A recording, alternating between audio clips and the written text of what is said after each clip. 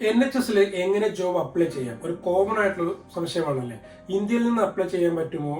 എല്ലാ ജോബിനും COS ലഭിക്കുമോ എന്നൊക്കെയാണ് പലരുടെയും സംശയങ്ങളും. അതൊക്കെ എന്നതിലേക്കുള്ള ഉത്തരമായിട്ടാണ് ഞാൻ ഇന്നത്തെ ഒരു വീഡിയോ ചെയ്യുന്നത്. NHS എങ്ങനെ ജോബ് അപ്ലൈ ചെയ്യാം എന്നുള്ളത്. ആദ്യം തന്നെ പറയട്ടെ, NHS എല്ലാ ജോബ്സിനും COS സ്പോൺസർഷിപ്പ് ലഭിക്കില്ല എന്നുള്ളതാണ് കേട്ടോ.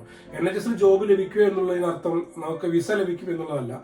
വിസ ലഭിക്കാത്ത ഒരുപാട് ജോലി NHS അപ്പൊ പക്ഷേ ഞാൻ പേഴ്സണലായിട്ടൊരു അഭിപ്രായം, എന്റെ ഒരു അഭിപ്രായത്തിൽ പറയുകയാണെങ്കിൽ, നിങ്ങളിപ്പോ UK ആണെങ്കിൽ നിങ്ങൾക്ക് ഒരു വിസ, എല്ലാവർക്കും ഒരു സ്പോൺസർഷിപ്പ് ജോബ് എന്ന് പറയുന്നത് ഏറ്റവും ഇമ്പോർട്ടന്റ് ആയിട്ടൊരു സംഭവം തന്നെയാണല്ലോ. അപ്പൊ അതിന്റെ ആദ്യ പടിയായിട്ട് നിങ്ങൾ NHS എങ്ങനെയെങ്കിലും ഒരു ജോബ് തരപ്പെടുത്താൻ ശ്രമിക്കുക എന്നുള്ളത് തന്നെയാണ്. ഓട്ടോമാറ്റിക്കലി NHS എംപ്ലോയി ആയി കഴിഞ്ഞാൽ അത് വിസ COS ലഭിക്കുന്ന ജോബ് ആണെങ്കിലും അല്ലെങ്കിലും നിങ്ങൾക്കൊരു പ്രിവിലേജ് ലഭിച്ചു എന്ന് തന്നെ പറയാൻ പറ്റും. നിങ്ങൾക്ക് ഓട്ടോമാറ്റിക്കലി നിങ്ങൾ NHS ഒരു ഫാമിലി മെമ്പർ ആയി കഴിഞ്ഞു.